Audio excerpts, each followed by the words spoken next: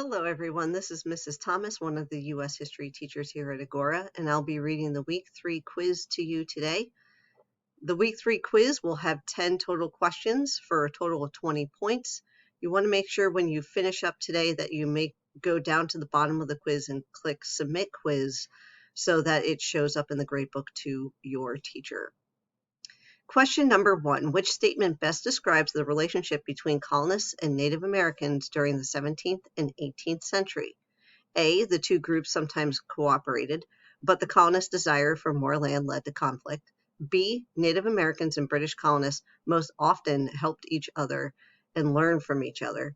C. Native Americans refused to get along with British colonists, who were constantly attacking native settlements. Or D. British colonists almost always desired to get along, but Native Americans insisted on fighting. Question number 2. Which statement accurately describes how the French and Indian War created conflict between the colonists and the English? A. The British granted the colonists access to all land taken in the war. B. The British wanted more money after the war, so they sold their North American colonies to the French. C. The British were in debt, so they taxed the colonies and refused to allow colonial expansion across the Appalachian Mountains because they could not afford to protect the colonists against native attacks on the frontier. Or D. The British continued to fight the French, and their wartime atrocities led to the colonists to sympathize with the French, leading them to become their allies. Question number 3. Why were the colonists against taxes from the British, such as the Sugar Act and the Stamp Act?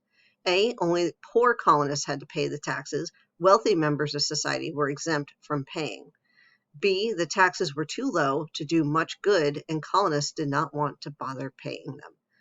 C. The colonists agreed with the taxes but wanted them put on different products.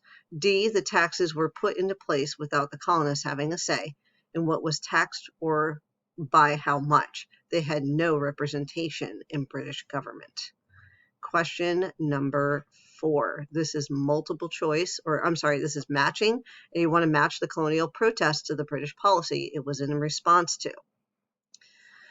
Your options are for the British policy are the Boston Tea Party, Boston Massacre, or settling. These are actually the colonial protests. The Boston Tea Party, the Boston Massacre, or settling west of the Appalachian Mountains. The British policies are over here. The first one is this was a response to the Proclamation of 1763. This was a response to the British following the allowing the East India Tea Company to control the tea trade with the colonies. And then finally, this was a response to Parliament sending more troops to Boston and forced colonists to house them, creating more tension between these groups. Question number 5. What action did the colonists take in September of 1774 in response to their grievances with Britain? A. They began a series of meetings with Native American tribes to build a power base. B. Representatives from 12 colonies met at a Continental Congress in Philadelphia. C. They forced the British to send all their troops home and barricaded ports against their return. Or D. A colonial representative was sent to King George III to tell him that his policies were not working. Question number 6. What was the purpose of the Olive Branch Petition? A. To avoid conflict with Britain by appealing to the king about their complaints.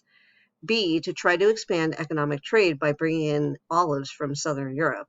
C. To take a stand against Britain by declaring they are no longer part of the empire. Or D. To create conflict among the colonies and show who would support independence and who would not. Question number 7. What did radical writings such as Common Sense urge colonists to do? A. Pay taxes to help the British eliminate debt from the French and Indian War.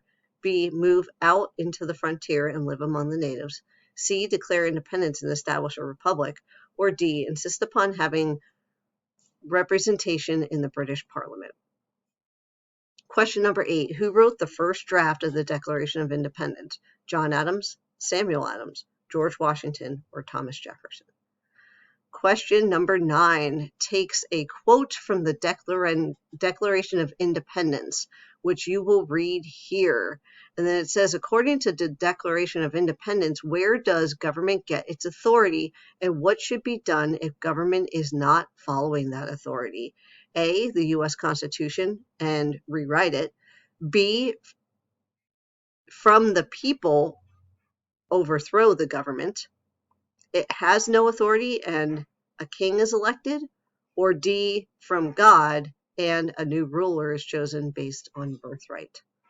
The quote from the Declaration of Independence states, governments are instituted among men, deriving their just powers from the consent of the governed, that whenever any form of government becomes destructive of these ends, it is the right of the people to alter or to abolish it, and to institute a new government, laying its foundation on such principles and organizing its powers in such form as to them shall be seen most likely to affect their safety and happiness.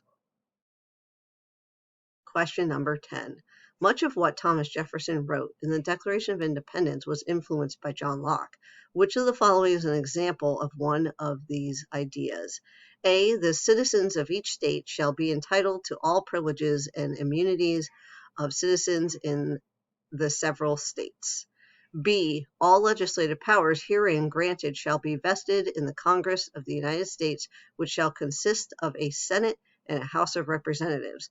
C, he has endeavored to prevent the population of these states. Or D, they are endowed by their Creator with certain unalienable rights, that among these are life, liberty, and the pursuit of happiness. Good luck on your quiz.